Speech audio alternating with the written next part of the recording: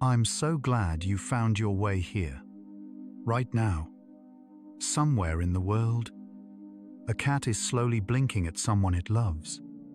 Another is tucking its paws beneath its chest, perfectly still, perfectly content.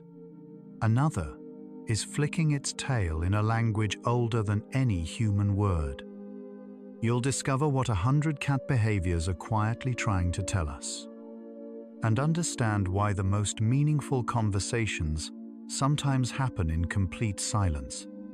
Welcome to the Sleepy Safari. Wherever you are right now, perhaps with a cat curled nearby, or simply remembering the warmth of one you've known, allow yourself to settle into this quiet curiosity. We'll explore 100 sleepy facts about cat body language and the hidden world of feline communication. From the slow blink that means trust, to the tail held high, that means joy, to the tiny ear movements that reveal a secret inner world most humans never notice.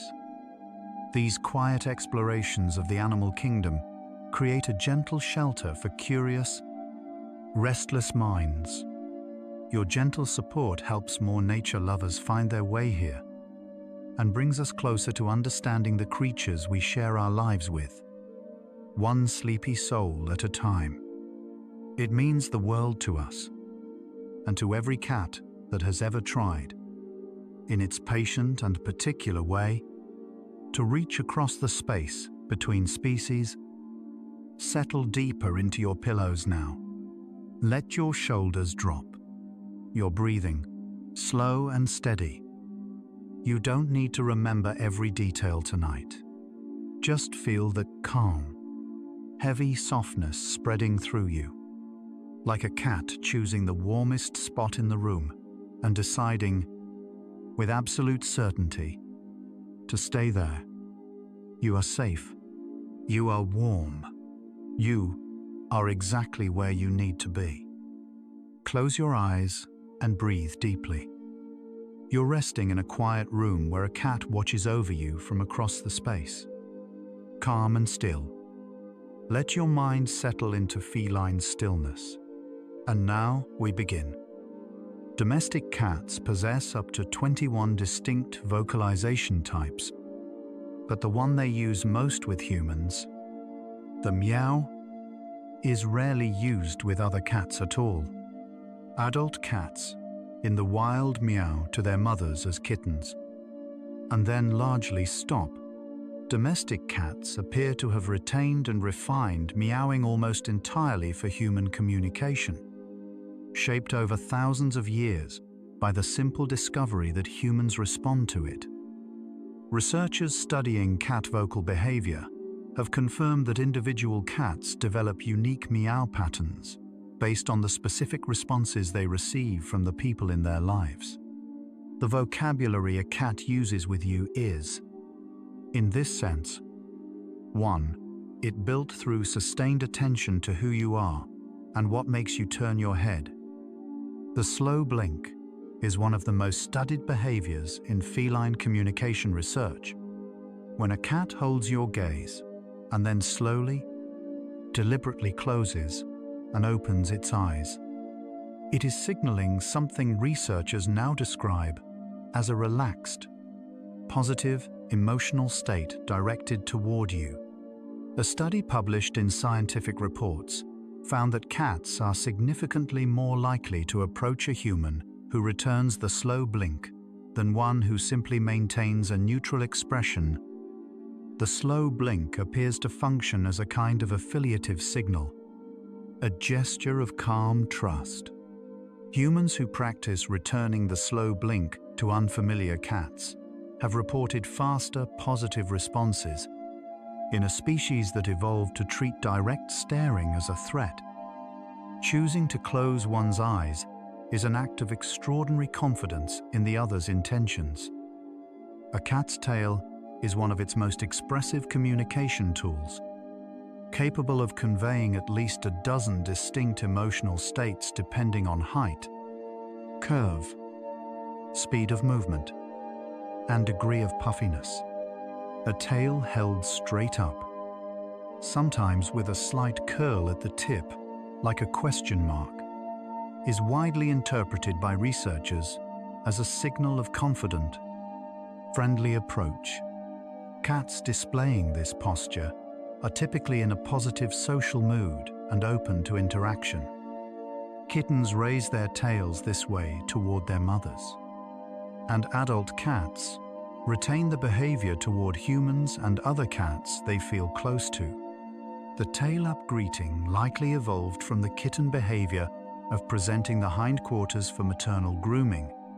What began as a request for care became, over time, a greeting that says something like, "I am glad to see you, and I trust you completely." When a cat's tail is puffed out to twice its normal size, the fur standing on end in all directions, this is the pillow erection response, the same mechanism that causes goosebumps in humans. In cats, it is triggered by the autonomic nervous system in moments of sudden fear or extreme agitation. The biological purpose is to make the cat appear larger to a threat. The cat often holds the body sideways at the same time, a posture researchers call the Halloween cat silhouette, which is specifically designed to maximize perceived size from multiple angles. Interestingly, cats sometimes piloerect during excited play states as well. Particularly young cats, the nervous system does not always distinguish perfectly between terror and exhilaration, and sometimes the body responds to both with the same ancient signal. Cats have scent glands concentrated in several specific locations on their bodies: the cheeks, the forehead, the chin, the base of the tail, and between the toes. When a cat rubs its face against you, against furniture, or along door frames, it is depositing a chemical signature from these glands. This behavior, called bunting, when directed at another animal or person, serves multiple social functions. It marks a space or individual as familiar and safe. It may also serve to calm the cat itself. Since the presence of its own scent in an environment appears to reduce stress, research into synthetic versions of feline facial pheromones has shown measurable calming effects in clinical settings. When a cat presses its cheek against your face, it is not simply being affectionate in the human sense.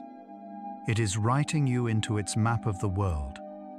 The position of a cat's ears conveys a continuous stream of emotional information, often more honestly than any other signal, because ear movement is largely involuntary. Forward-facing ears indicate attention and interest, sometimes curiosity, sometimes predatory focus. Ears rotated slightly to the side suggest a relaxed, comfortable state. Ears pressed flat against the skull, sometimes called airplane ears, signal fear, anxiety, or aggression, and represent the cat's attempt to protect its ears from potential injury during conflict. Some cats have ears that swivel independently, tracking sounds from different directions simultaneously. This capacity is made possible by 32 individual muscles controlling each ear, far more than the 6 found in human outer ears, allowing each ear to function as an independent, continuously adjusting receiver. The ears move constantly in a waking cat, a quiet ticker tape of inner experience, broadcasting to anyone patient enough to read it. Kneading, the rhythmic pushing and pulling motion cats make with their front paws against soft surfaces, originates in kittenhood. Kittens knead their mother's belly while nursing to stimulate milk flow, and the behavior appears to become associated over time with states of deep comfort and safety. Adult cats that knead on blankets, on laps, or on other cats are generally displaying what behavioral researchers describe as a contented, highly relaxed emotional state. The behavior often activates during purring, and some cats drool lightly while kneading. Whether the cat is consciously recalling kittenhood or whether the motor pattern simply gets triggered by comfort-associated sensory input remains an open question in feline neuroscience. What seems clear is that kneading is a signal directed inward as much as outward, a gesture of profound ease that the cat's body has remembered across its entire life. Cats spend between 30 and 50% of their waking hours engaged in some form of grooming. While much of this is hygienic, a significant portion functions as social communication, grooming. The grooming of one cat by another is observed primarily between cats with strong social bonds and tends to concentrate on the head and neck, areas the cat cannot easily groom itself. This is particularly noteworthy because it suggests grooming may serve not just a practical function, but a relationship maintenance function. In multi-cat households, the frequency and direction of grooming interactions can indicate social hierarchies, affiliation pairs, and stress levels. Cats rarely groom subordinate or unfamiliar cats. When a cat licks your hand or your hair, it may be extending toward you the same behavior it would offer its most trusted companion. The chirp, sometimes called a chatter, is one of the most distinctive and least fully understood vocalizations in the feline repertoire. It occurs most often when a cat is watching prey it cannot reach, typically through a window, and consists of a rapid, staccato jaw movement accompanied by a high-pitched vocalization. Several hypotheses have been proposed. One early theory suggested it was an expression of frustration. A more recent hypothesis, supported by some field observations, proposes that it may be a mimicry behavior, an attempt to reproduce the sounds of prey animals in order to draw them closer. Recordings in the Amazon of wild cats producing sounds resembling monkey calls have been documented. Whether domestic cats retain any functional version of this behavior or whether the chatter is simply a motor pattern activated by predatory excitement remains a subject of active study. The sound is somewhere between a click and a song, and it is entirely theirs. When a cat exposes its belly to you, it is displaying one of the most context-dependent signals in feline body language. The belly is the most vulnerable part of the cat's body, and exposing it requires a significant level of felt safety. In many cases, a belly display signals deep trust and relaxed comfort. However, it does not always function as an invitation to touch. Many cats who display their bellies will react negatively to direct belly contact because the touching activates a defensive reflex, protecting vital organs. Researchers describe this as a trust paradox. The gesture communicates safety, but the response to certain touches can seem contradictory. Individual cats vary considerably. Some enjoy belly contact from trusted humans.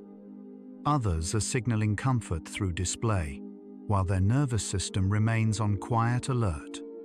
Reading the full context matters more than any single signal in isolation. Cats have a specialized sensory structure in the roof of the mouth called the vomeronasal organ, also known as the Jacobson's organ. When a cat opens its mouth slightly and holds it in what looks like a frozen half grimace after sniffing something, this response is called The feline response. The cat is drawing scent molecules directly to this secondary olfactory organ to analyze them more fully. This is particularly common when cats encounter urine markings from other cats or unfamiliar scents that carry social information. The feline response is not discussed, though it can look that way to human observers. It is closer to the feline equivalent of reading a detailed message. Chemical communication through scent carries information about identity, reproductive status, emotional state, and territory that the primary nose alone cannot fully decode. The position of a cat's whiskers tells a quiet story about its internal state. Whiskers held forward and fanned wide indicate alertness, curiosity, or active engagement with something in the environment. Whiskers pulled back flat against the face suggest fear, discomfort, or a desire to avoid conflict. In a relaxed, neutral cat, whiskers tend to sit naturally to the sides, neither pushed forward nor pulled back. Cats also have whiskers above their eyes, on their chins, and on the backs of their front legs, all serving as sensory organs that detect air movement, spatial information, and the precise position of objects in low light. The whiskers on the legs are particularly useful during hunting, helping a cat feel the movements of prey it has caught in its paws with extraordinary precision. Purring is the most recognized of all feline vocalizations, but its full function is considerably more complex than simple contentment. Cats purr at a frequency between 25 and 150 Hz, and research has found that frequencies in this range stimulate bone density, promote tissue repair, and reduce inflammation in mammals. Cats purr not only when content, but also when stressed, injured, giving birth, or dying. This has led researchers to propose that purring may function partly as a self-soothing and self-healing mechanism, a way for the cat to regulate its own physiology during periods of physical or emotional stress. There is also emerging evidence that cat purring may have measurable calming effects on humans, potentially influencing heart rate and cortisol levels. The sound may have been quietly shaping the nervous systems of both species for thousands of years. Head bunting, the behavior in which a cat presses its forehead firmly against a person, another cat, or an object, is distinct from cheek rubbing and carries its own specific social meaning. While cheek rubbing is primarily about scent marking, head bunting appears to function more directly as an affiliative social gesture. It is commonly observed between cats that have formed strong bonds, and between cats and the specific humans they are most closely attached to. Ethologists note that head bunting often occurs during greeting rituals, after periods of separation, or in moments of social reinforcement. A cat that bunts its head against you is communicating something closer to the human concept of an embrace than a simple deposit of scent. It is one of the most direct, contact-based expressions of closeness in the feline behavioral repertoire. When cats tuck all four paws beneath their body in a rounded, compact posture. Researchers and cat owners commonly call this the loaf position. Behaviorally, it represents a moderate state of relaxation combined with maintained alertness. A fully relaxed cat will typically roll onto its side or stretch out completely. The loaf position indicates a cat that is comfortable enough to rest but not deeply settled. Interestingly, thermal regulation also plays a role. Tucking the paws conserves body heat by reducing exposed surface area. Cats in cooler environments, tend toward the loaf posture more often. Body heat regulation and emotional state are intertwined in this posture in ways that make it difficult to separate comfort from warmth as motivating factors. Perhaps, for a cat, they are one and the same. Direct eye contact carries entirely different meanings in cat social communication than in human communication.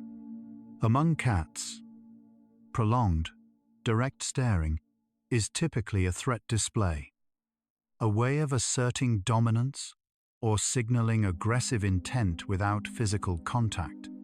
This is why cats often approach unfamiliar humans who are ignoring them more readily than humans who are actively watching them.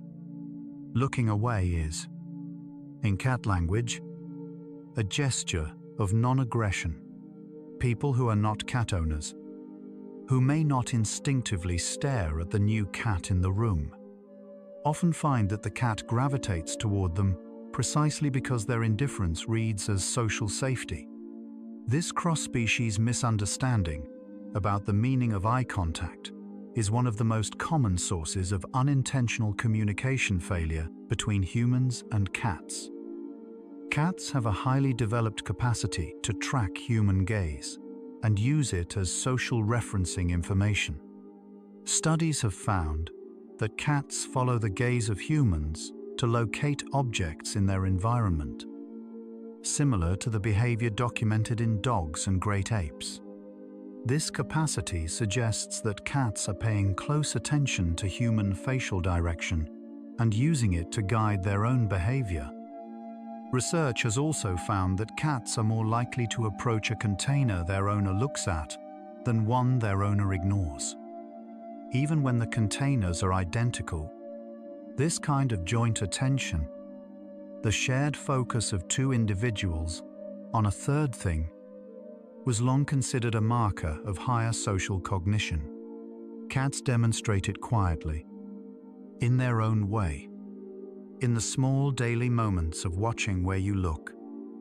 The way a cat positions itself in a room relative to other individuals reflects a complex ongoing calculation about social comfort and personal safety. Cats naturally prefer positions that offer clear sight lines to exits, elevated vantage points when available, and physical distance from individuals or stimuli they are uncertain about. In multi-cat households, spatial arrangements can reveal social tensions long before overt conflict erupts. A cat, consistently positioned in peripheral spaces, eating last, or avoiding certain rooms, may be experiencing chronic social stress in ways that a casual observer might not detect. Environmental enrichment research has shown that providing sufficient vertical space, separate resource zones, and multiple escape routes in a home with multiple cats measurably reduces stress indicators. Space, for a cat, is a form of communication about how safe it feels in its world. Trilling is a high-pitched, rolling vocalization that cats use primarily as a friendly greeting. Most commonly directed at humans or cats they are close to. It sounds something like a purr that rises at the end, almost musical. Kittens learn trilling from their mothers, who use it to call them and direct their attention. Adult cats that trill frequently at their owners are often described by researchers as unusually socially engaged. Cats that have maintained or expanded their maternal communication patterns into adult social life. Not all cats trill, and frequency varies considerably between individuals. Cats that trill appear to use it specifically in positive social contexts, as a way of saying hello or of drawing someone's attention without the more demanding quality of a meow. It is a gentle sound, a reaching out. When a cat rubs its body along your legs as you walk, this behavior is called leg rubbing or alamarking. and it combines elements of social bonding with scent communication. The cat deposits its scent from glands along its flank and tail base, while simultaneously making physical contact that reinforces its social bond with you. Leg rubbing occurs most frequently during greeting sequences, particularly when a cat has been separated from its owner for a period of time. Research comparing feline attachment behavior has found that cats separated from their owners for several hours show increased greeting behavior upon reunion that includes more leg rubbing, more vocalization, and more sustained proximity seeking. The leg rub is not simply a request for food, though that interpretation is common. It is, at its foundation, an act of reconnection. Cats engage in what researchers call social sleeping, resting in close physical proximity to or in contact with preferred individuals. The decision to sleep touching another individual represents a significant level of trust in feline terms. Because sleep is the state of greatest vulnerability, cats in multi-cat households who choose to sleep in contact are nearly always individuals with established positive social bonds. The same principle applies to cats who sleep on or pressed against their human companions. Feline sleep positions are not random comfort choices. They reflect a map of trust. The cat curled against your legs, or resting its head on your arm, has made a calculation about safety and arrived at a conclusion in your favor. That calculation, made in the quiet of sleep, is one of the softer forms of care. The frequency and character of a cat's vocalizations towards specific people change measurably over time as the cat learns what works. This is called operant modification of vocalization.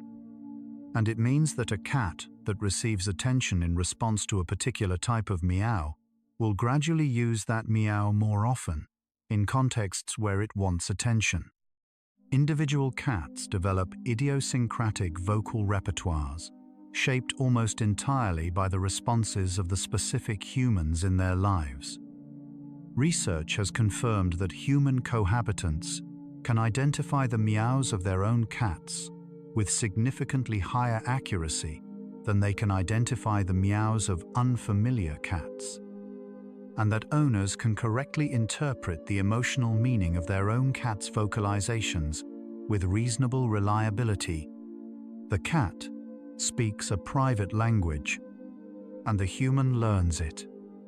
Slowly, without fully realizing they are doing so, cats show a physiological stress response that is measurable in cortisol levels, heart rate variability, and behavioral indicators. And research has consistently found that the presence of a securely attached human caregiver reduces these stress markers in domestic cats in unfamiliar or mildly challenging environments. This effect is similar in some respects to what researchers observe in the secure base phenomenon in human-infant attachment and in dog-owner relationships. The cat uses the trusted human as a reference point, a source of safety information. If the human is calm, the cat is more likely to remain calm. If the human is anxious or agitated, some cats will pick up on these cues and show corresponding increases in vigilance. The emotional states of cats and the humans they live with are not independent of each other. They are woven together in quiet, constant ways. Cats are capable of learning their own names and responding differentially to them compared to other words of similar phonetic structure. A study published in Scientific Reports found that cats show distinct orienting responses, including ear movement, head turning, and vocalization, when they hear their own name spoken by their owner, even when the name is embedded in a series of other words. Cats living in cat cafes where they hear many names used by many different humans, showed a weaker but still measurable response.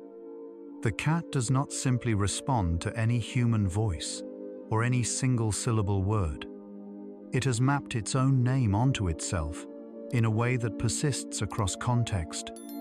Whether this constitutes a concept of self in any deeper sense is a question that remains carefully open. Cats brought into households as kittens before 12 weeks of age, during the primary socialization window, tend to show stronger affiliative behaviors toward humans throughout their lives. This window represents a period during which the developing nervous system is especially receptive to forming social templates, and experiences during this time shape the cat's baseline assumptions about whether humans are safe, interesting, or unfamiliar. Kittens handled gently for even 15 to 40 minutes per day during this window show measurably more people-oriented behavior as adults. This is not destiny. Adult cats can and do form strong bonds with humans, even without ideal early socialization. But the socialization window shapes the baseline from which every subsequent relationship begins. The cat you know today carries, somewhere in its nervous system, the earliest lessons it ever learned about trust. Take a deep breath and feel this.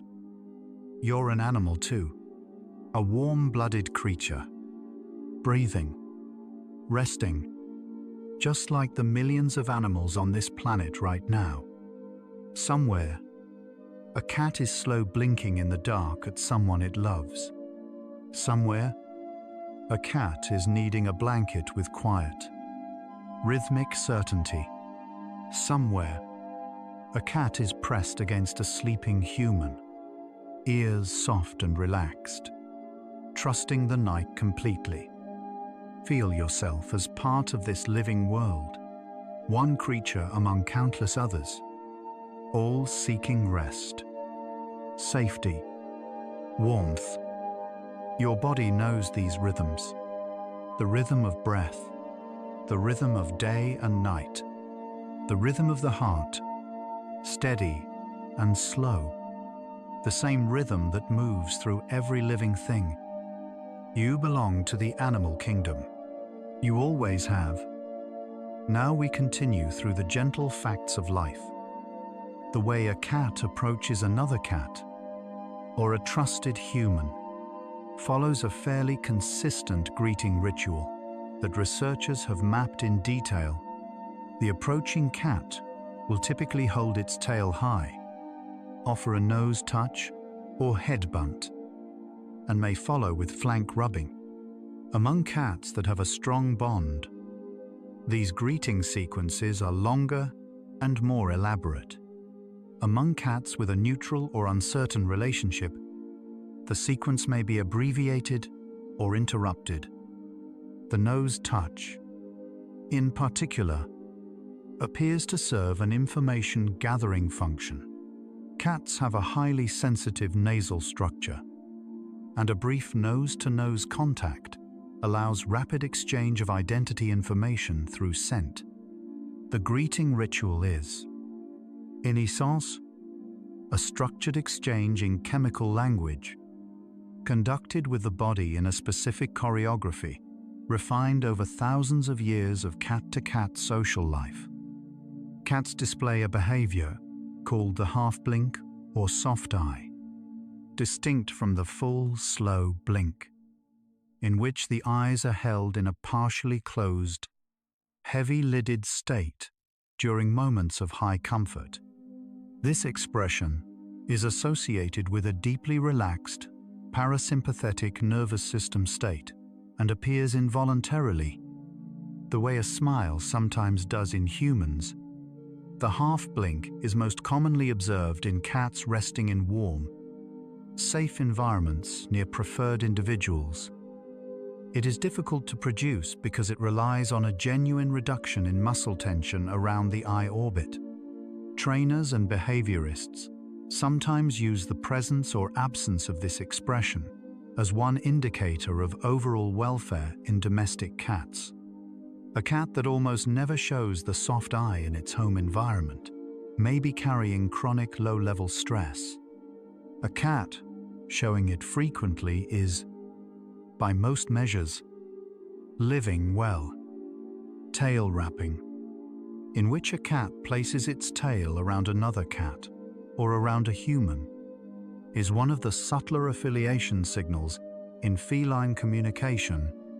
It occurs most commonly between cats that are resting together in close contact and appears to function similarly to a gentle arm around the shoulder in human terms. Not all cats do this, and it is more commonly observed in cats with very close social bonds. When a cat wraps its tail around your ankle while you're sitting still, it is performing a version of this same gesture, a low-cost, low-risk signal of proximity and comfort. Unlike more active displays, tail wrapping requires no reciprocation and makes no demand. It is simply a way of saying, "I am here, and being here is enough." Research into feline cognitive mapping, the internal spatial representation cats build of their environments, has revealed that cats maintain detailed mental maps of their home territory that include not just physical layout, but the expected locations of resources, the routines of household members, and the normal patterns of sensory experience. When something in the environment is moved, changed, absent, many cats show behavioral responses, including increased investigation, vocalization, and temporary shifts in routine. This sensitivity to environmental change has practical implications for understanding feline stress, changes that seem minor to humans. A piece of furniture moved, a new smell introduced, a family member's schedule shifted, can register as significant disruptions to a cat's internal model of how the world is organized. Predictability, for a cat, is not simply convenient, it is a form of safety. Cats engage in play behavior throughout their lives, though the character and frequency of play shift with age. In chittens, play is almost entirely social and predatory, a practice ground for hunting skills. In adult cats, play retains the predatory motor patterns, but is increasingly likely to be object-directed rather than social. Research has found that cats who receive regular, interactive play sessions with their owners show lower rates of stress-related behaviors, including excessive vocalization, over-grooming, and redirected aggression. Interactive play, particularly play that moves through the natural chase and catch sequence of hunting, appears to satisfy something specific in the feline behavioral system that simple enrichment objects do not fully address. The cat that brings you a toy, drops it at your feet, and waits is not being random. It is asking you, in the clearest way it knows, to play. The rapid displacement of objects from surfaces, often called countersweeping by cat owners, has generated considerable attention in feline behavioral research. Several hypotheses have been proposed. One is that cats sweep objects because the movement of falling things activates their predatory tracking system. Another is that the behavior is attention-seeking and maintained by the owner's response. A third, supported by some observational data, is that cats explore novel objects manually before trusting them, using their paws to test weight, stability, and movement potential. All three mechanisms may be operating simultaneously in any given instance. The behavior is most frequent in cats that are understimulated or seeking interaction, A cat systematically pushing things off a shelf while maintaining eye contact with you is, among other things, running a very effective experiment in behavioral conditioning. Cats show individual variation in social preference that researchers describe along a spectrum from highly affiliative to more independent, and this variation is influenced by genetics, early experience, and the specific characteristics of the people in the cat's life. Studies using validated feline personality assessment tools have identified consistent personality dimensions in domestic cats, including factors related to sociability, boldness, agreeableness, and impulsiveness. These traits are stable across time in the same individual and predict behavioral responses in novel situations. The existence of stable cat personality dimensions has implications for welfare, adoption matching, and the design of enrichment programs. A highly bold, curious cat in an understimulating environment may show more redirected or unsatisfied behaviors than the same cat in a complex, variable home. Personality is not destiny, but it is a real and measurable part of who a cat is. Cats use spatial proximity as a primary currency of social relationship. The distance at which a cat is willing to rest near another individual is a direct and continuously updated measure of how safe it feels with that individual. Researchers call this the critical social distance, and it varies between cat pairs, changes over time, and responds to both positive and negative experiences. Two cats that begin in the same household as strangers may take weeks or months to reduce their critical social distance to the point where they will rest within a few feet of each other. Each step of that reduction represents a small negotiation, a recalculation of safety. For cats, getting closer is never casual. It is always a choice, always a small act of trust, extended carefully, 1 inch at a time. The hunting sequence in cats is highly consistent and follows a recognizable pattern: orient, stalk, chase, pounce, catch, and consume. Each phase of this sequence is associated with distinct motor patterns and neurological activation. Domestic cats that do not hunt live prey still execute most of this sequence during play, often stopping short of the final phases. Researchers found that the individual phases of the hunting sequence are independently motivated, meaning a cat can feel the urge to stalk without the urge to chase, or the urge to pounce without the urge to catch. This is relevant to understanding why cats sometimes seem to lose interest in a toy mid-play. The specific phase they were motivated to perform has been satisfied, and the next phase hasn't activated. Interactive play that allows each phase to complete naturally is more satisfying to the cat than play that jumps straight to retrieval. Cats communicate distress through a range of behavioral and physiological signals that are often subtle enough to go undetected until they have persisted for some time. Among the most reliable early indicators of feline stress are changes in litter box behavior, alterations in eating patterns, increased or decreased vocalization, changes in grooming frequency, and withdrawal from previously enjoyed social interactions. Research into feline chronic stress has found that conditions like idiopathic cystitis, a painful bladder condition with no clear infectious cause, are strongly associated with environmental stress.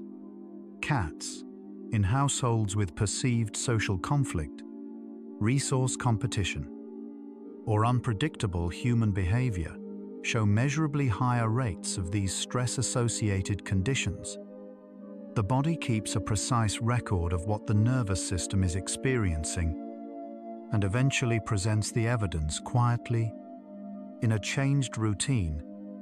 Cats in multi-cat households develop complex and often invisible social structures that influence resource access, resting area choice, grooming patterns, and overall stress levels. Unlike dogs, who typically form clear, linear hierarchies, cats tend toward more fluid social arrangements, described by researchers as tolerance networks rather than strict dominance hierarchies. In these networks, relationships are dyadic. Cat A may be dominant over Cat B, while Cat B is comfortable near Cat C in ways that Cat A is not. Each relationship pair has its own history, its own negotiated territory, its own particular balance. Managing multiple cats requires understanding these networks, rather than assuming all cats in a household form a single unified group with a single shared experience of that home. The behavior of bringing prey, or prey-like objects, to a trusted human is observed across many domestic cats and has been the subject of several interpretive frameworks. One hypothesis is that the cat is sharing resources, an extension of behaviors seen in wild feline mothers who bring prey to kittens. Another proposes it is a form of gift-giving that serves a social bonding function. A third suggests the cat is simply depositing the object in a safe location near a preferred individual. What researchers generally agree on is that the behavior is associated with positive social orientation toward the recipient. Cats do not bring objects to individuals they are indifferent to. The offering, whatever drives it at a neurological level, is consistently directed towards specific individuals. That specificity, that it comes to you and not elsewhere, is something worth noticing. Even if we resist calling it by a human name, cats show a well-documented capacity to detect subtle changes in the physiological and emotional states of their human companions, including changes that precede observable behavioral shifts. Some of this detection likely occurs through olfactory channels. Humans produce different cortisol and adrenaline signatures in states of stress versus calm, and cats' olfactory systems are sensitive enough to detect these differences. Some detection may occur through auditory cues, changes in breathing rhythm, voice tone, or movement pattern. Research into cats' responses to human emotional states has found that cats in a room with their stressed owner show more stress-related behaviors themselves and seek proximity more frequently than cats with a calm owner. This emotional attunement is not simply coincidence. It reflects a nervous system that has been shaped over thousands of years to pay careful attention to you. The way a cat grooms itself in the presence of others carries social information. Displacement grooming, in which a cat begins grooming immediately after a mildly stressful social interaction, is a well-recognized behavioral indicator of conflict resolution and tension reduction. It is thought to redirect nervous energy into a self-soothing motor pattern. Cats that are grooming in your presence in a relaxed, unhurried way are typically displaying high comfort and felt safety. Cats that groom in short, interrupted bursts while monitoring the room are often in a state of low-level arousal, maintaining the grooming behavior as a calming mechanism while remaining vigilant. The same physical behavior can mean different things depending on its rhythm, its context, and what the ears, eyes, and tail are doing at the same time. no single signal is ever the whole story. A widely cited study using a modified, secure base test, adapted from the strange situation protocol used in human infant attachment research, found that approximately 65% of cats tested showed a secure attachment pattern toward their owner, characterized by reduced distress when the owner was present, exploration in the owner's presence, and clear greeting behavior upon reunion. Subsequent research has debated aspects of the methodology, but the broad finding that cats form meaningful, individualized bonds with their primary caregivers has held up across multiple studies. These proportions closely resemble those found in human infants and in dogs. The cat may not show attachment the way a dog does, loudly and continuously, but the attachment, it turns out, is there, quiet, consistent, and real. You're still here, still listening in the quiet dark. Take a slow breath. Notice how your body feels a little softer now, a little more settled, like a cat that has finally decided the space is safe and chosen to stay. We're learning the language of cats together. You and I and everyone listening tonight. There's no rush, no test at the end. Just the gentle pleasure of understanding something a little better before sleep finds you. Let's continue. Cats have a visual system optimized for detecting motion in low-light conditions, a direct adaptation to crepuscular and nocturnal hunting. Their eyes contain a high density of rod photoreceptors and a reflective layer behind the retina called the tapetum lucidum, which doubles the effective light available to the photoreceptors by bouncing light back through them a second time. This is the structure that causes the eye shine effect when a cat's eyes are caught in a light source in darkness. As a trade-off, cats have fewer cone photoreceptors than humans and see color in a more limited range, primarily in blue-violet and yellow-green spectrums. The world as a cat sees it is a different world than the one we inhabit. Less color-saturated, significantly brighter in darkness, and exquisitely sensitive to the small, fast movements of living things.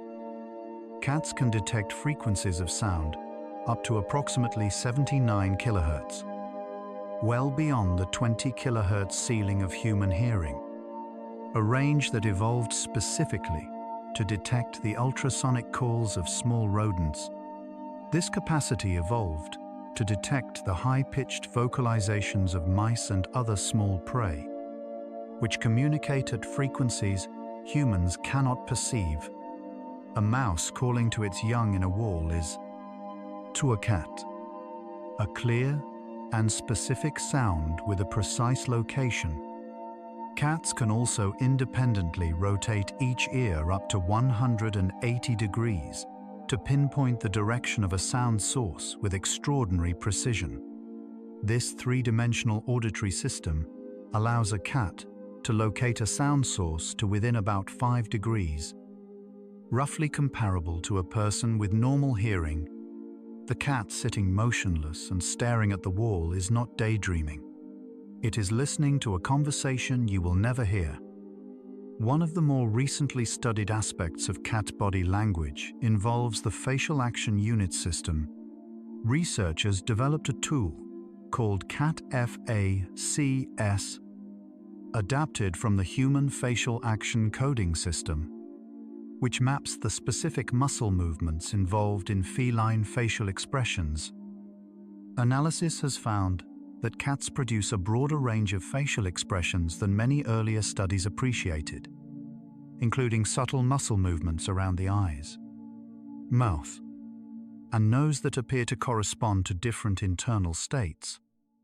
Subsequent research has begun mapping which specific facial configurations are associated with positive states and which with negative ones, with potential applications for welfare assessment.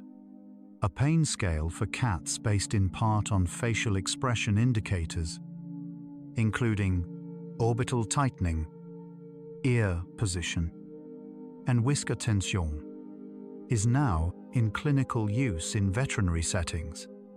The cat's face is communicating more than we once knew how to read. Cats show a documented preference for their owner's scent over the scent of strangers or unfamiliar cats.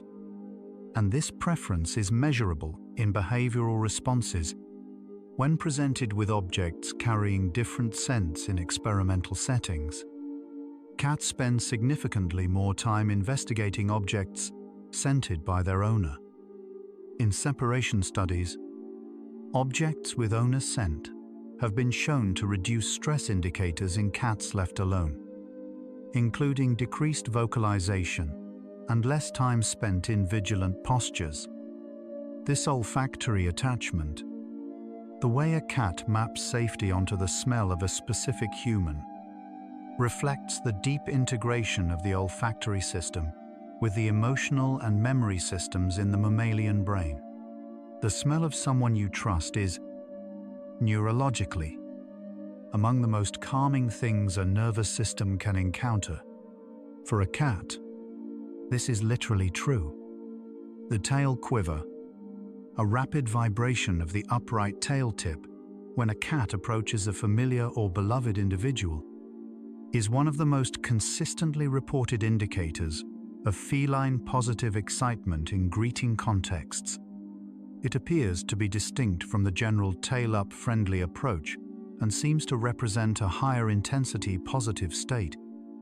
The behavior is most reliably observed when a cat is greeting its primary attachment figure after a period of separation, and is often accompanied by trilling, head bunting, and sustained proximity seeking. Some researchers interpret it as the cat's equivalent of barely contained enthusiasm, a kind of physiological overflow of positive anticipation that expresses itself in the smallest, most contained movement available, the vibrating tip of a held high tail. It is a small gesture. It is also, in context, a very large one. Cats that live with other cats develop individualized greeting rituals specific to each relationship. Two cats with a close bond may have a consistent sequence: nose a touch, head bunt, mutual flank rub, and then simultaneous grooming. The same cats, greeting a third cat in the household, may use a shorter, more cautious sequence. Researchers studying dyadic social behavior in multi-cat households have found that these individualized greeting patterns are stable across time and appear to function as relationship-specific recognition cues. The cat knows which greeting sequence to follow based on who it is meeting. This behavioral personalization suggests a level of social memory and relationship tracking that implies the cat is maintaining a detailed model of its social world, updated continuously, consulted automatically. The moment one familiar individual catches sight of another, cats are capable of distinguishing between their owner's emotional state based on facial expression alone, separate from voice or body posture cues. Research published in Animal Cognition found that cats exposed to images of their owner's happy face versus their owner's angry face showed different behavioral responses, with more positive and affiliative behaviors in response to the happy face. Importantly, this effect was observed primarily for the cat's own owner, not for unfamiliar human faces. Cats appear to have learned to read the specific face of the person they live with, calibrating their social behavior based on the emotional signals that individual face displays. This represents a form of individualized social learning, the kind that develops through sustained close attention to a specific other being over a long period of shared life. The behavior known as social referencing in cats has been documented in experimental settings where an unfamiliar object is placed in a room and the cat is allowed to freely explore while the owner is present. Cats in these experiments repeatedly alternate between looking at the novel object and looking at their owner's face, and modulate their approach behavior based on the owner's expressed emotional response to the object. If the owner appears calm and positive, the cat is more likely to approach. If the owner displays a negative or cautious expression, the cat is more likely to hold back. This behavior mirrors what has been documented in infants and in dogs, and represents a form of social information gathering in which the emotional state of a trusted other is used to evaluate unknown situations. The cat is, in a sense, borrowing your certainty.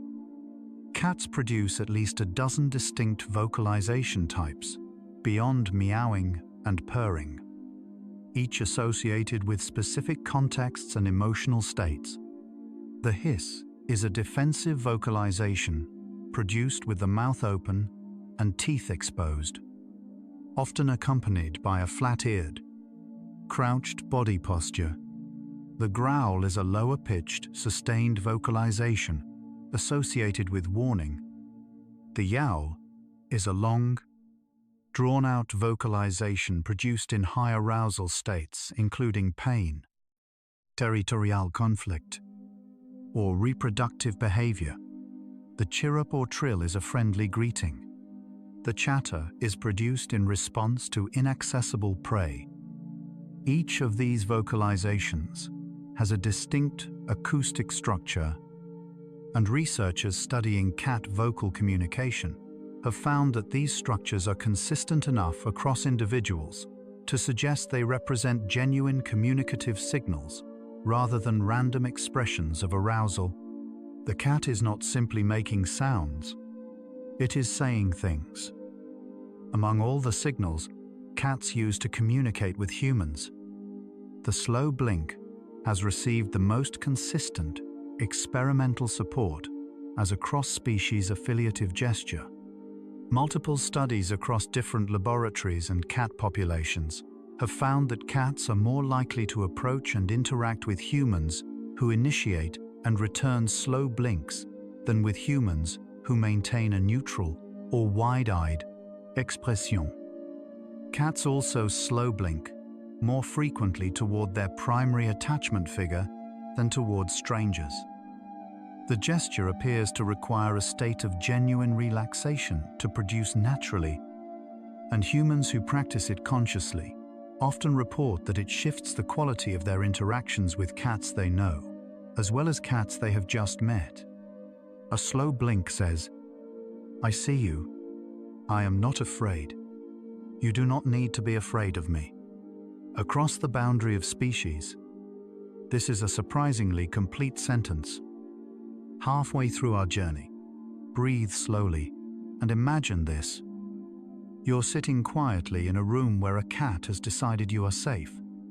It is nearby, not touching, but close.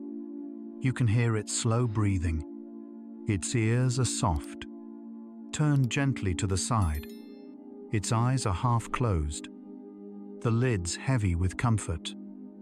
It has assessed the room, assessed you, run its quiet internal calculation, and arrived at ease. You are part of why. Feel the temperature of this imagined room, the soft quality of the light, the sound of slow breathing. Yours and the cat's, nearly the same rhythm now. You are not disturbing anything. You belong in this scene. The cat has said so, in its own language, by choosing to stay. Everything is exactly as it should be. Now we continue. Together, through their world, cats in free-roaming feral colonies develop complex social structures that challenge older assumptions about solitary feline behavior. While individual cats are capable of living entirely alone, cats, given the opportunity to form groups, often do so, particularly females in stable, resource-rich environments. These colony structures tend to be matrilineal, organized around related females who cooperate in raising kittens, sharing nursing duties, and providing communal care. Male cats in these colonies occupy a more peripheral role. The social behaviors observed in feral colonies, including allogrooming, communal sleeping, shared territorial defense, and cooperative kitten rearing, demonstrate that domestic cats are not inherently solitary animals. They are flexible social strategists. When conditions support it, they choose community. The way cats respond to their own reflection has been used as a test of self-recognition capacity. Most cats do not pass the standard mirror test, in which an animal must recognize a marked spot on its own body in a mirror to demonstrate self-awareness. Cats typically treat their reflection as another cat initially, then lose interest when the reflection does not provide the expected olfactory and behavioral responses of a real cat. Some researchers argue this reflects the primacy of olfactory over visual self-perception in cats, rather than an absence of self-recognition. Recent adaptations of the self-recognition test using olfactory cues have produced more ambiguous results. The question of feline self-awareness remains genuinely open, which is, as question go, one of the more interesting places for something to remain. The domestic cat has been living alongside humans for approximately 10,000 years, with the relationship beginning in the Fertile Crescent as agricultural societies attracted rodents, which in turn attracted cats. Unlike dogs, which were actively domesticated through human selection of specific traits, cats appear to have self-domesticated to a significant degree, choosing to live near human settlements because the resources available there were advantageous. Genetic analysis of domestic cats has found that they are only marginally genetically differentiated from their wild ancestor, Felis libica. The domestic cat is, in many ways, a wild animal that made a calculated choice to live near humans, and that calculation has been maintained across 10,000 years because it continues to work out for both parties. The cat domesticated itself on its own terms. Cats display a capacity for what researchers call observational learning, acquiring new behaviors by watching other individuals perform them. Kittens learn hunting techniques, food preferences, and social behaviors through observation of their mothers and littermates. Adult cats, in shared environments, have been documented, acquiring novel behaviors from other cats through watching. This capacity has practical implications. A cat that watches its owner open a door handle, or watches another cat use a food puzzle, can subsequently demonstrate those behaviors at rates above chance. Social learning in cats is more limited than in some other species, but is present and functional. The cat watching everything you do from across the room is not passive. It is taking notes. Research into feline memory has found that cats possess both episodic-like memory, the capacity to recall specific past events, and semantic memory, general knowledge about how the world works. Studies measuring how long cats remember the location of hidden food and the details of specific past interactions have found retention over periods of minutes to hours for episodic-like recall. and stable long-term retention for semantic information. Cats have also been shown to remember specific humans across significant time gaps, including owners they have not seen for weeks or months, showing behavioral recognition upon reunion. What a cat remembers is shaped by what matters to it: food, social relationships, and safety. Memory, for all animals, is a form of prioritized attention written in neural connections over time. The scent landscape inside a home tells a complete story to any cat that enters it. Scratch marks on furniture deposit both visual signals and scent from glands between the toes. Urine marks carry volatile chemical compounds encoding identity, reproductive status, and how recently the marker passed through. Cats maintain and update this chemical map continuously, even in homes with no other cats, because the drive to mark is internal rather than purely competitive. For a cat, the home is not simply a space it occupies. It is a document. It is always in the process of writing, layered with information only certain noses can fully read. Cats adjust their social behavior in response to changes in the social environment with a flexibility that reflects ongoing environmental assessment rather than fixed social programming. A cat that behaves in a highly affiliative way in a single cat household may become more selective and measured when a second cat is introduced, not because its personality has changed, but because its social resource allocation has shifted. Similarly, cats in households with consistent, calm human companions tend to show more relaxed body language than cats in high arousal, unpredictable environments.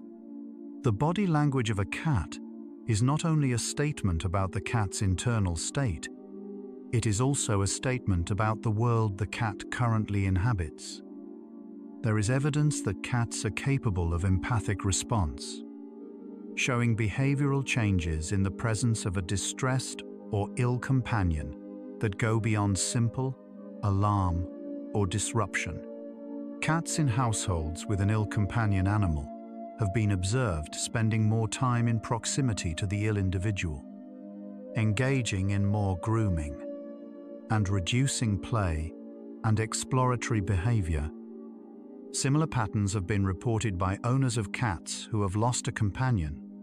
The behavioral changes associated with companion loss in cats, including reduced appetite, altered sleep patterns, increased vocalization, and prolonged proximity seeking toward the absent individual's usual locations, are consistent with what is observed in social mammals experiencing loss.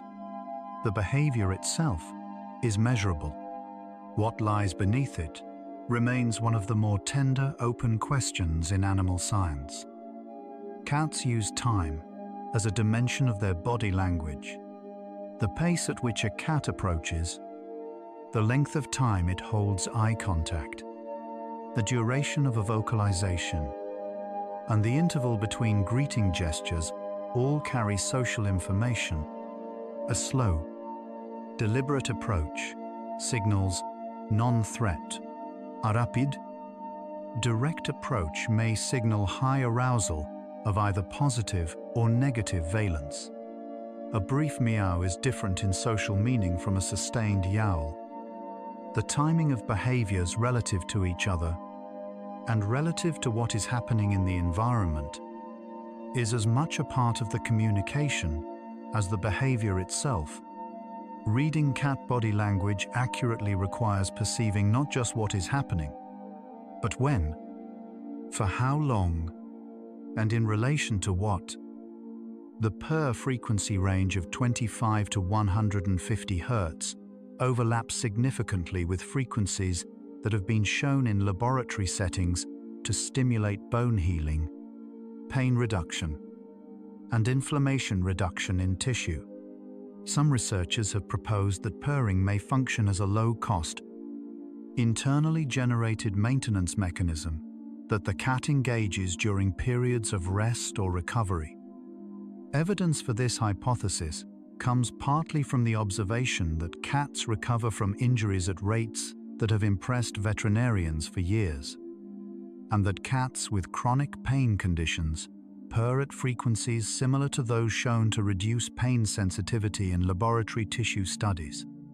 This does not mean that purring is entirely self-therapeutic in purpose, but it suggests that evolution may have produced, in the purring mechanism, a sound that is useful to the body as well as to the social relationship.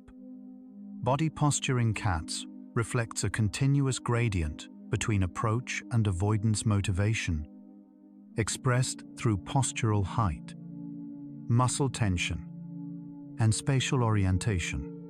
A cat in a high, forward-leaning posture with upright ears and forward whiskers is in an approach-motivated state. A cat in a low, compressed posture with flattened ears, pulled back whiskers, and body oriented away from a stimulus is in an avoidance-motivated state. Between these extremes lie a range of intermediate postures that reflect mixed motivational states. An understanding of this gradient helps explain apparently contradictory behaviors in cats. A cat may simultaneously display approach and avoidance signals when its motivation is genuinely ambivalent, which is useful information for anyone trying to interact with it safely and gently.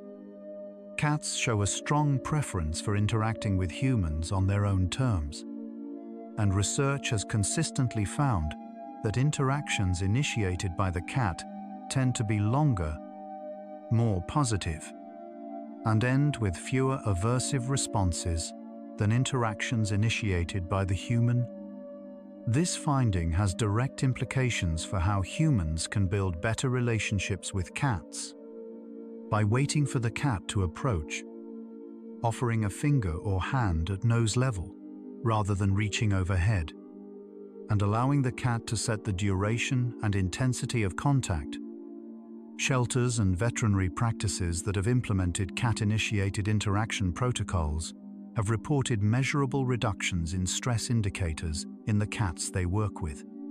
The cat that feels in control of the interaction relaxes. That simple observation changes everything about how we might approach them. Environmental enrichment for cats, including climbing structures, hiding spaces, visual access to the outdoors, food puzzles, and regular interactive play, has been shown to reduce stress-related behaviors and improve overall welfare outcomes in multiple studies. Cats with access to varied, stimulating environments show lower rates of over-grooming, redirected behaviors, and stress-related illness. They also show more exploratory behavior, more play, and more positive social interaction with both humans and other cats. The relationship between environmental complexity and feline well-being reflects something fundamental about the cat's evolved behavioral repertoire. It was designed for a world of variable, unpredictable stimulation. A simple, unchanging environment satisfies only part of what a cat's nervous system was built to engage with. The capacity for cats to form distinct, individualized relationships with multiple humans in the same household has been documented in behavioral research. A cat may show a clear primary attachment to one household member while maintaining positive but less intense relationships with others, and the behavioral markers of each relationship differ. With the primary attachment figure, the cat may show more greeting behavior, more persistent proximity seeking, and more slow blinking. With other household members, the same cat may show selective but genuine affiliation. These findings contradict the notion that cats are uniformly indiscriminate or uniformly aloof. Cats form specific, calibrated social bonds. They care for particular individuals in particular ways, and the specificity of that caring is written in their body language if you know where to look. Research into the neurochemistry of cat-human bonding has found that positive social interactions between cats and their owners are associated with oxytocin release in cats. The same neuropeptide involved in human social bonding, maternal attachment, and pair bonding. Studies measuring oxytocin levels in cats before and after positive interactions with their owners have found significant increases. This places feline-human social bonding within the same neurochemical framework as other mammalian social bonds. The cat does not merely tolerate its human companion or value them only for food access. Something is happening in the cat's nervous system during positive social interaction with a trusted person that is chemically similar to what happens in bonded human relationships. The bond is biological. It is real in the most literal sense available to science. Cats direct a range of specific requests toward humans using vocalizations that go beyond simple expressions of hunger or discomfort. Some individual cats have been observed using meows to draw human attention not toward themselves, but toward a third location. A closed door, an empty bowl, something out of reach. This represents a rudimentary form of referential communication, using sound not merely to express a state, but to point at something in the shared environment. Whether or not it rises to the level of intentional communication, in a cognitive sense, remains a question researchers approach carefully. What seems clear is that some cats are doing something more than expressing an internal feeling. They are trying to show you something, and for some of them, at least some of the time, it appears to work.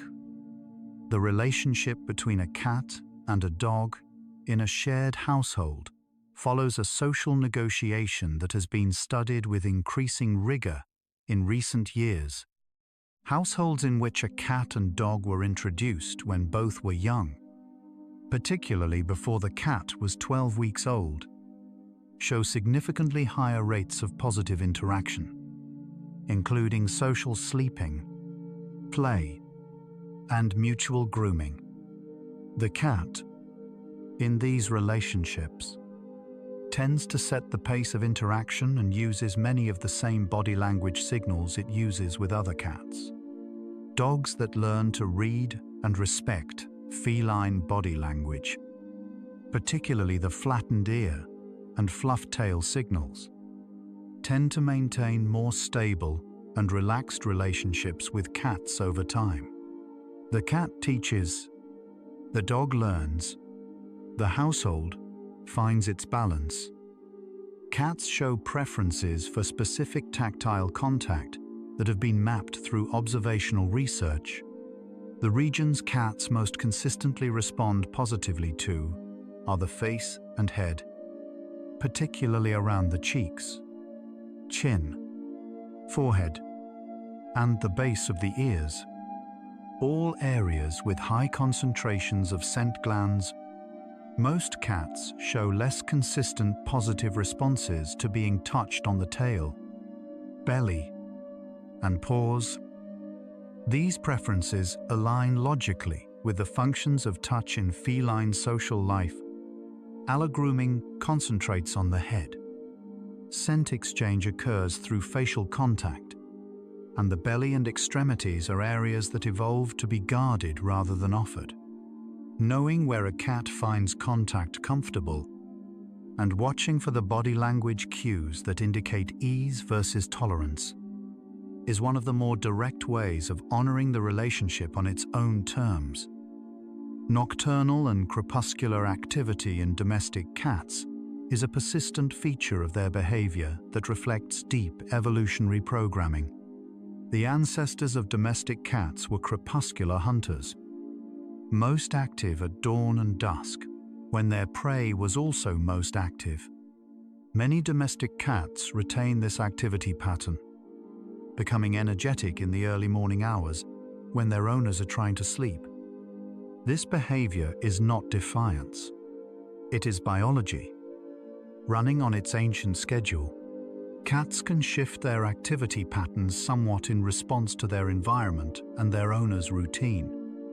And many cats become somewhat more diurnal when living closely with humans.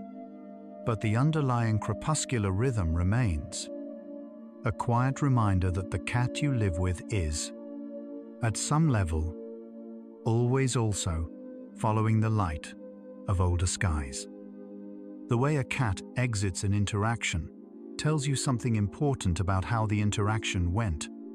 A cat that ends contact and moves away slowly, with a relaxed body, soft tail, and smooth fur, has concluded the interaction on its own terms and in a comfortable state. A cat that leaves suddenly, shakes its skin, licks the spot that was touched, or retreats rapidly to an elevated position has experienced something in the interaction that its nervous system registered as unpleasant or overstimulating. Watching the ending of interactions as carefully as the beginning gives a more complete picture of the cat's experience. Positive interactions end softly. The cat leaves because it is satisfied, not because it has reached a limit. There is a difference in how both feel, and the cat's body shows it clearly. Cats in single-cat households that receive consistent positive interaction with their owners have been found, on average, to show lower levels of stress hormones and fewer stress-related health conditions than cats in enriched but low human contact environments. This finding emphasizes that the quality of human-cat social interaction is a significant component of feline welfare, not just a supplement to physical care. The relationship itself is a form of enrichment.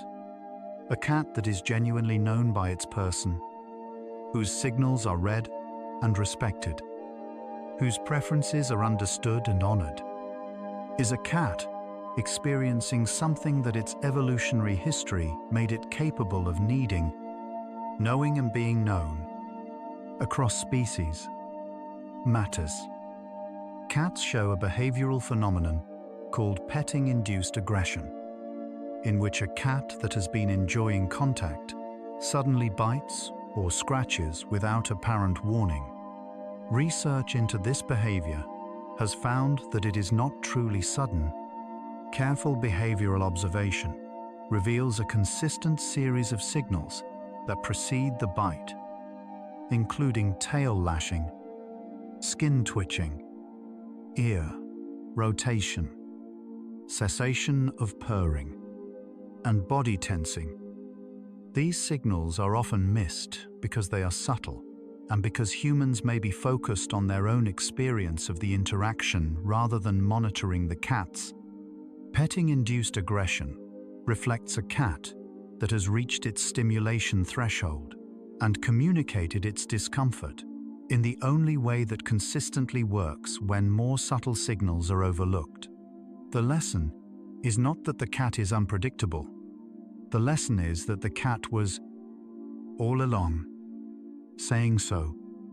Cats display lateral asymmetry in paw use, a preference for using one paw over the other for reaching and manipulation tasks. Similar to handedness in humans, research has found that paw preference in cats correlates with sex. Female cats tend to show right paw preference, while male cats tend toward left paw preference, though individual variation is considerable. Paw preference is a marker of hemispheric specialization in the brain, in which one hemisphere takes the lead for certain types of tasks. This kind of neural lateralization has been found across a wide range of vertebrate species and appears to be a general feature of how complex nervous systems organize efficient processing, the pore a cat leads with when reaching for something is, in a small way, a window into how its brain is organized. The social play behavior of adult cats with their human companions retains many of the motor patterns of kitten play, but serves increasingly complex functions as the cat matures. Adult play appears to serve stress reduction, relationship maintenance, and cognitive stimulation functions alongside any residual motor skill practice. Cats that engage in regular play sessions with their owners show higher rates of affiliative behavior, including more greeting behavior and more spontaneous proximity seeking than cats that receive equivalent physical care without interactive play. Play is a relationship event as much as a physical one. The shared experience of a chase, a pounce, a caught toy creates a moment of mutual engagement that leaves traces in how both participants relate to each other afterward. Play is how cats, and perhaps all mammals, remind each other that the relationship is alive. Among all the signals in the feline body language repertoire, the one that communicates across the widest range of relationship types and contexts may be sustained proximity.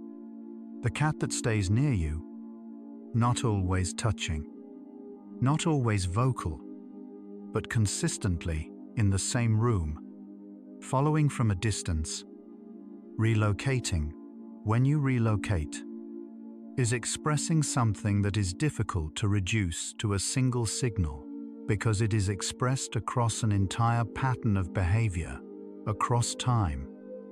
Proximity is a cat's most continuous and honest declaration. It does not require a specific gesture or vocalization. It is simply present, day after day, a choice remade without announcement every time the cat settles into the same space as you and stays. You might be feeling tired now. That's exactly right. Breathe slowly and think about cycles. Animals live in cycles, day and night, season and season, waking and sleeping. Cats live in cycles too. The crepuscular rhythm of dawn and dusk, the daily pattern of grooming, hunting, rest, the slow deepening of trust over a shared life. The cats we've been learning about, each one follows its own rhythm. The slow blink given at the right moment, the tail held high in greeting, the purr that rises in the dark beside someone sleeping. You are also part of these natural rhythms. Your body knows them. The cycle of breath, the cycle of waking and sleeping, the cycle of a nervous system releasing its vigilance into rest. You don't need to fight the tide, just let it carry you. Like a cat settling into the warmest available space, choosing without deliberation, trusting without reservation. You can settle too. We're almost there, almost home. The whisker pads of a cat contain some of the most sensitive mechanoreceptors in the mammalian world. Each whisker is embedded in a follicle rich in nerve endings that transmit precise information about air movement, spatial geometry, and the texture of objects in contact with the whisker tip. In complete darkness, a cat can navigate a space almost entirely through whisker information. The whiskers also spread to approximately the width of the cat's body, providing a continuous measurement of whether a space is wide enough to pass through. When the whiskers touch something, the cat knows immediately and precisely what it has touched and where. Cats have been observed spending extended time beside individuals who are unwell, in both clinical and home settings, with enough consistency to attract research attention. The proposed mechanism is largely olfactory. Individuals experiencing significant physiological changes produce distinct chemical compounds that a sensitive nose may detect before any clinical sign is observable to humans. Whether this reflects targeted awareness of another's condition or simply the cat's preference for the warmth and stillness of a resting companion is a question researchers approach carefully. What remains is this: the cat beside someone who is struggling is doing what cats do, paying close and quiet attention to the body language of the world around it. The eyes of a cat in a fully relaxed state take on a slightly softer appearance, the iris larger, the surrounding muscles at ease. In high alertness or predatory focus, the pupil constricts to a narrow vertical slit that allows precise depth perception in bright conditions. In fear or extreme arousal, the pupil dilates fully, giving the eye a dark, wide appearance. These pupil changes are involuntary and immediate, and they provide real-time information about the cat's internal state that cannot easily be suppressed. The eye is one of the most honest signals a cat carries, changing not when the cat decides to signal something, but when something happens inside it that the body registers before the mind can intervene. Research published in recent years has begun mapping the feline gut-brain axis, the communication network between the digestive system and the brain, and its relationship to feline emotional behavior.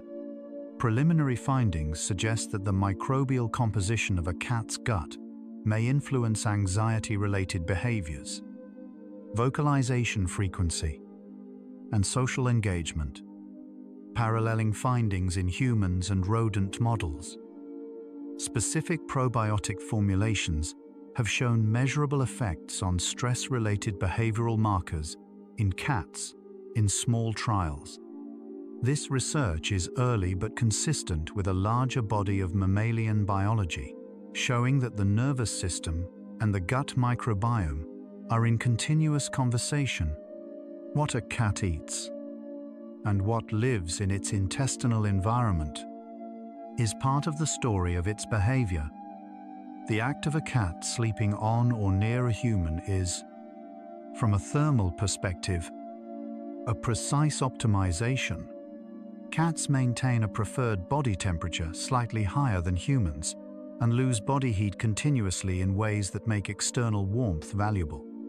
A sleeping human provides a stable, sustained heat source at approximately the right temperature.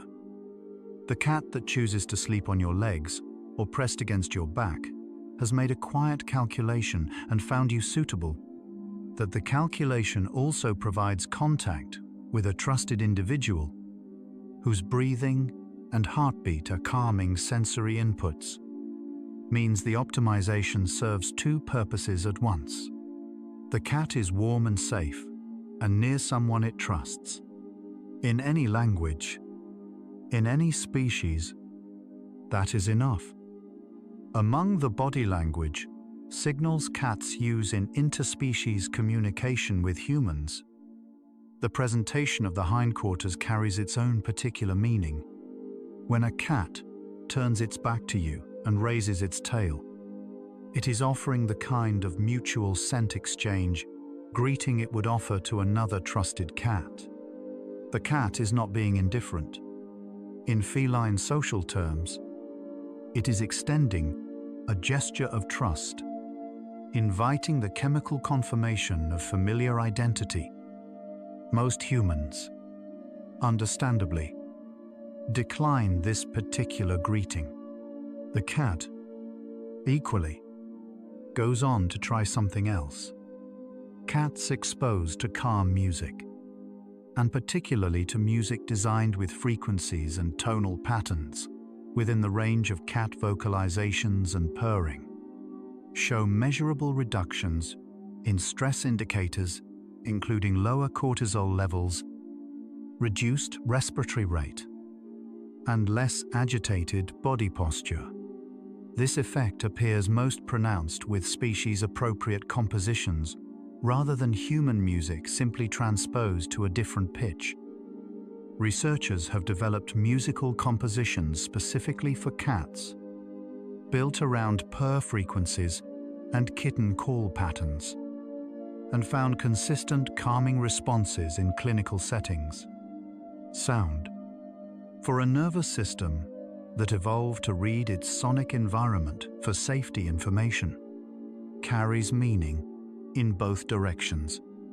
A familiar and comfortable sound lowers what alertness alone cannot. The way a cat sits while watching you can tell you something about where you fall in its assessment of the current situation. A cat, sitting in a sphinx posture with paws tucked beneath its chest and eyes softly focused on you, is at rest but attentive. Comfortable enough to be still. Interested enough to watch. A cat, sitting upright with front paws planted and full attention directed at you, may be preparing to approach or waiting for something to happen. A cat, sitting sideways, presenting its profile rather than facing you directly, may be reducing the social intensity of the situation while remaining nearby. The posture is always, at some level, a position statement in an ongoing spatial conversation.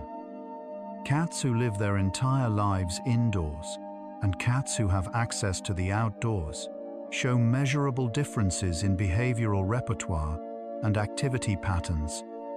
Outdoor access provides exposure to variable sensory stimulation that is difficult to fully replicate indoors.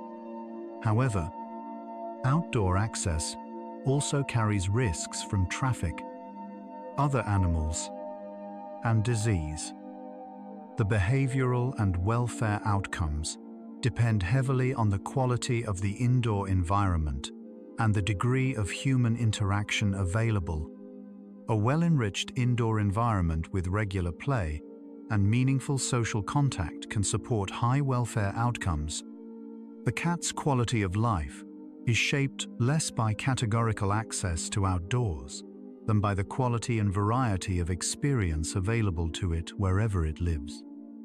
Late in life, cats show behavioral changes that often reflect the slow shifts of aging in the nervous system and sensory organs.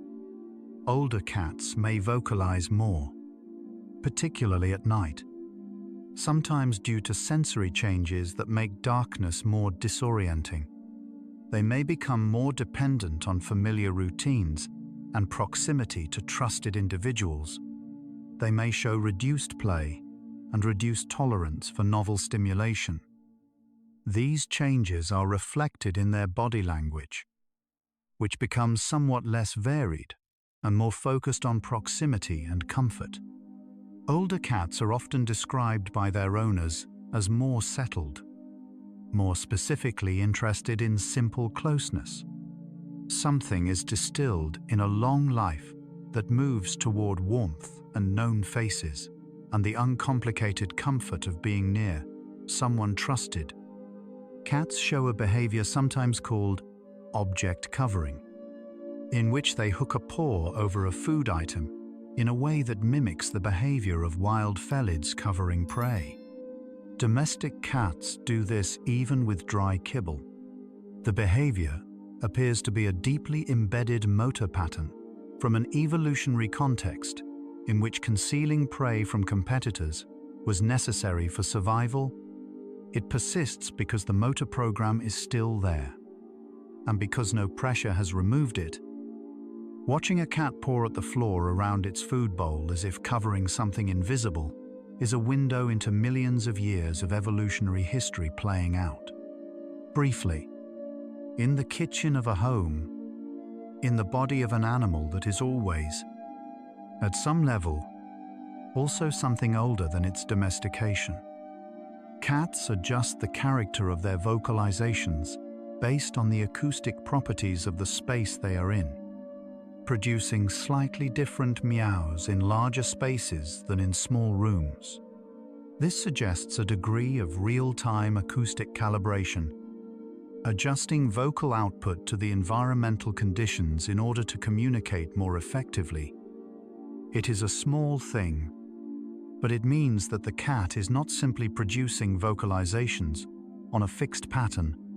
It is listening to the space, registering what the space does to sound, and modifying its output accordingly.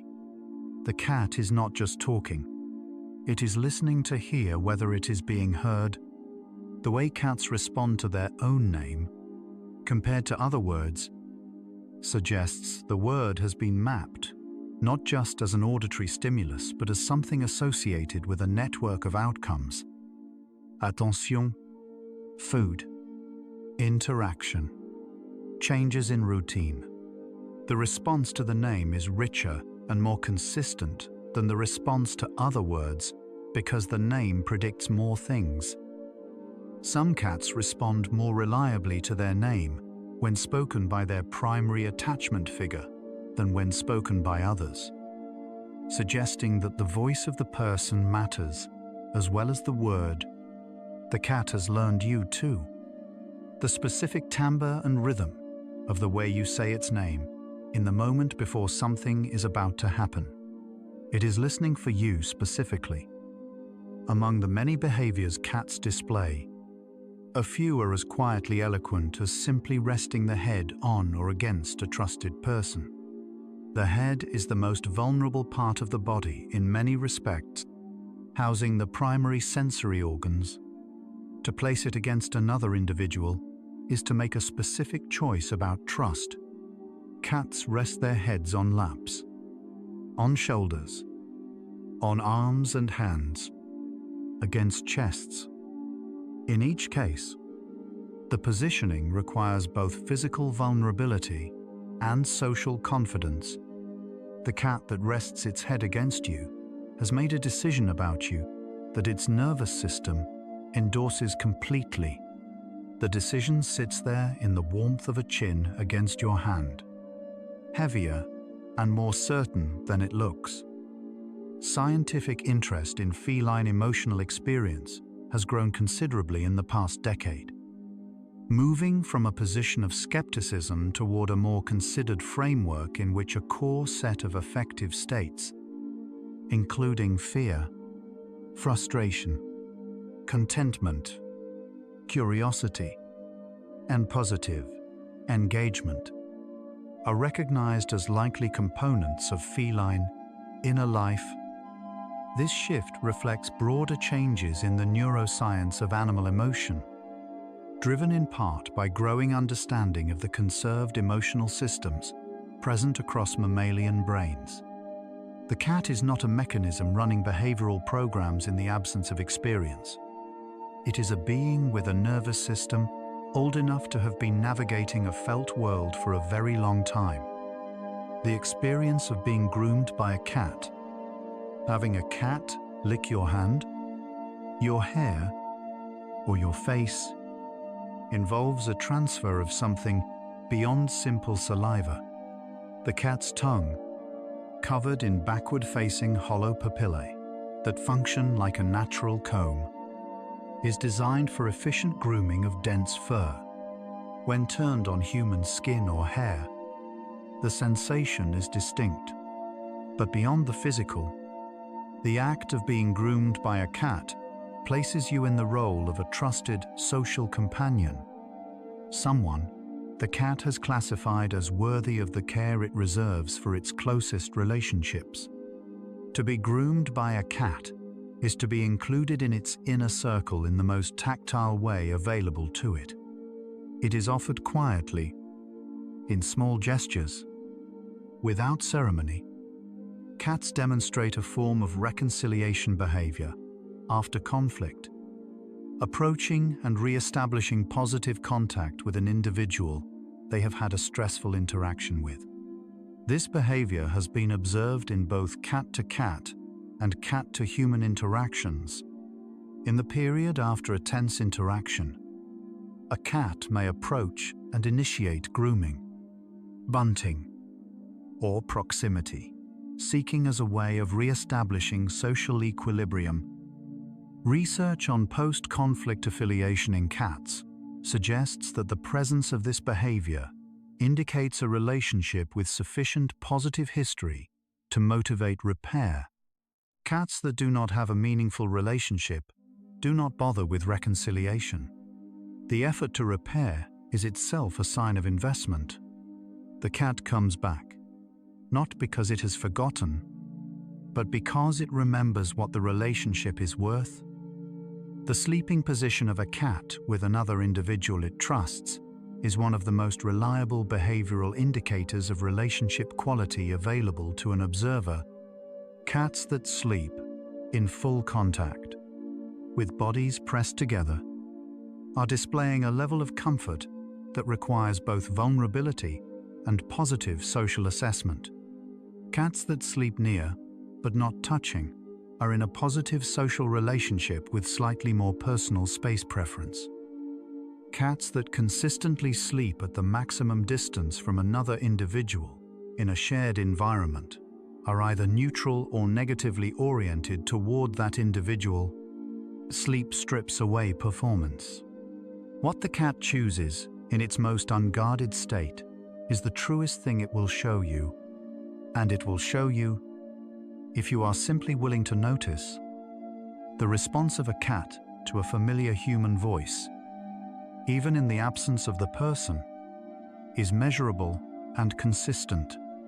Studies using audio playback in separated cat-owner pairs have found that cats show clear orienting responses to their owner's voice, including head turning, ear movement, and increased vocalization, that are not produced by unfamiliar voices or by silence. This response is present in cats that have been separated from their owner for varying lengths of time and appears to activate a recognition and proximity-seeking motivation even through a purely auditory cue. The cat has learned you deeply enough that the sound of your voice, alone, in a room, is enough to produce the neural signature of someone it knows. Your voice lives in the cat, in a place that remembers. The final minutes of a cat's wakefulness before sleep often involve a specific behavioral sequence: grooming the face and ears, circling the chosen sleep location, kneading if a soft surface is present, tucking the paws, curling the body, and allowing the eyes to close slowly. This sequence is consistent across individuals and reflects the shift from a waking seeing, monitoring nervous system to a sleeping, released one. The last thing many cats do before sleep is look slowly around the room one final time, registering that things are as they should be, and then close their eyes. It is a small check-in with the world, a final accounting of the space and who is in it, before releasing the watch, and then the breath slows, the body softens, and the cat is gone from the waking world and into its own. Cats have been shown in research settings to distinguish between states of contingent and non-contingent interaction, between interactions in which their behavior produces consistent responses from a human and interactions in which the human responds randomly. Cats engaged in contingent interactions show more sustained engagement, more positive body language, and higher rates of approach behavior. This finding suggests that cats are tracking the predictability of their social partners, learning whose responses are informative and whose are not. A human who responds consistently and meaningfully to what a cat does is a human worth engaging with. The cat is not simply seeking attention. It is seeking the specific kind of attention that tells it something about the relationship that you are paying attention to. The cat that watches you leave and then settles to wait is holding something in its nervous system that researchers are only beginning to map. Studies on cat behavior during owner absence, conducted with cameras in the owner's home, have found that cats show a range of responses in the period immediately after the owner departs. Increased vocalization in some individuals, increased investigation of the owner's belongings, and usual resting areas in others, and for some cats, a relatively quiet settling into rest. The variation reflects individual differences in attachment, environmental comfort, and prior experience. What is consistent is that the cat notices. It marks the departure in its behavior.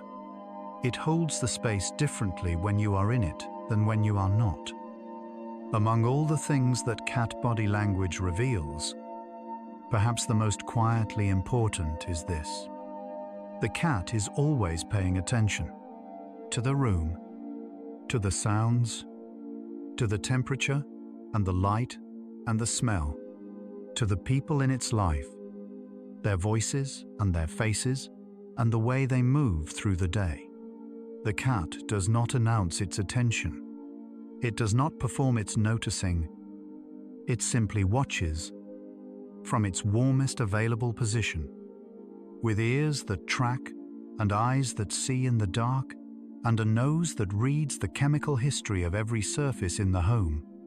The cat knows far more about your household than you know it knows. It has been studying you all along. The body language of a cat, taken as a whole, is a continuous autobiography of its experience.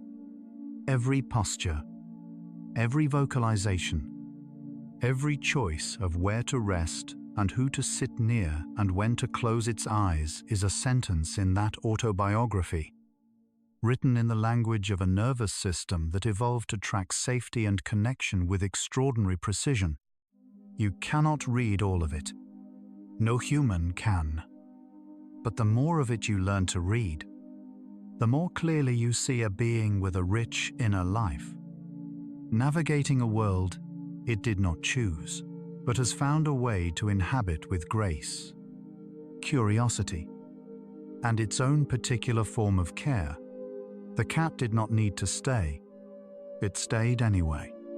That is the whole story, and it is told in a language made of whiskers and slow blinks, and the weight of a small warm body choosing to rest beside you.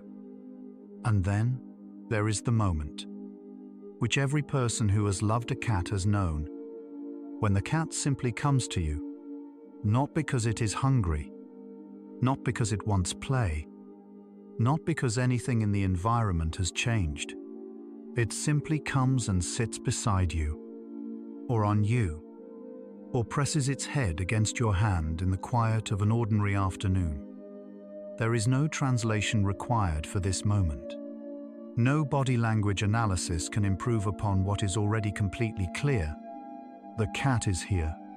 It chose here. It chose you. In this moment, out of all the available spaces and times and options, that choice, made in a nervous system that evolved over millions of years to know exactly where it is safest, is as close as any animal comes to a declaration. The cat has spoken. In the oldest language it knows, and you understood. And so, our quiet journey through the world of cat body language comes to a gentle close. We've traveled from the first slow blink of trust to the weight of a cat choosing to sleep beside you, discovering along the way that the most meaningful communication between two beings does not always require words. From the tail held high in greeting to the purr that may carry its own quiet medicine, we've glimpsed how cats speak in a language older than any alphabet, written in whiskers and warmth, and the precise placement of one small body in a chosen space.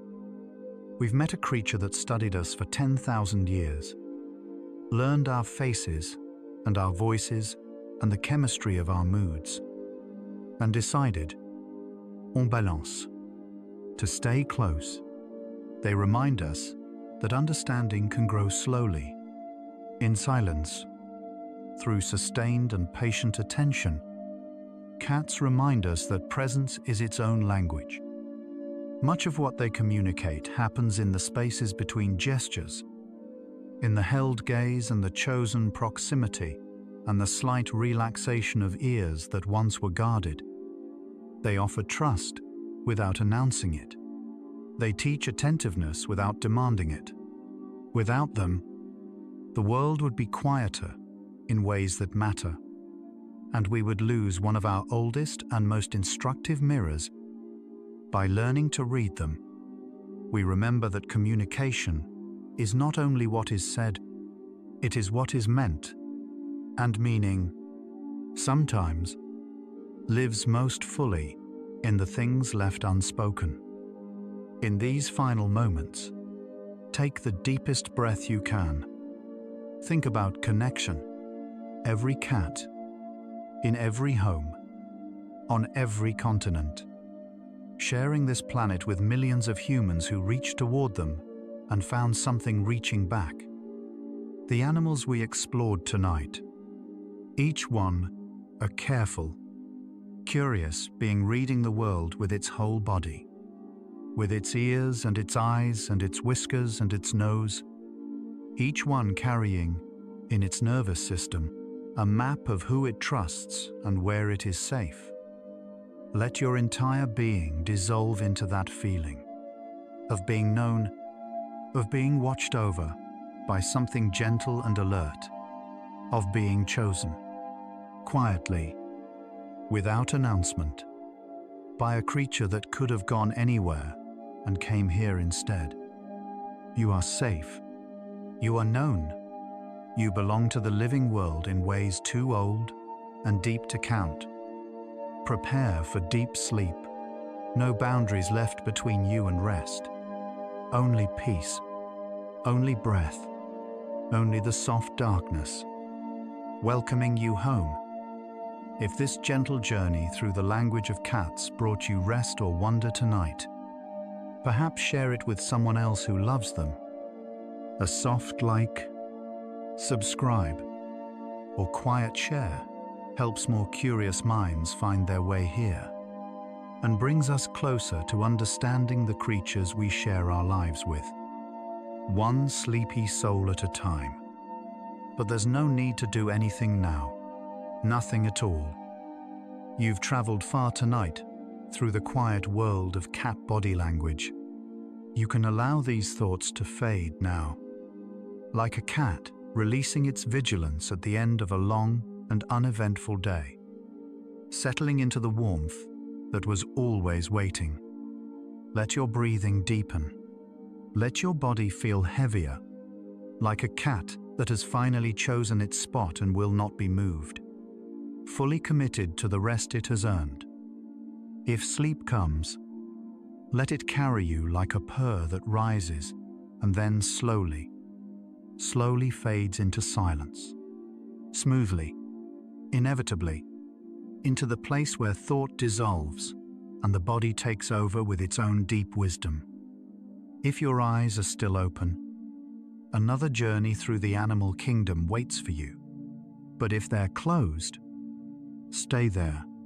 Stay in the soft dark where cats also rest, with their whiskers still and their ears soft, and their whole careful bodies finally, completely at ease. Tomorrow, somewhere in the world, a cat will press its head against someone who needed exactly that. The slow blinks will happen. The tails will rise in greeting. The purring will begin in the dark, beside someone sleeping. But tonight belongs to stillness. Sleep well, gentle soul, and remember, you too are an animal, evolved to rest, to dream, to wake renewed, and somewhere close, something warm is choosing to rest near you. Relax, listen, and drift with the animal kingdom. Good night.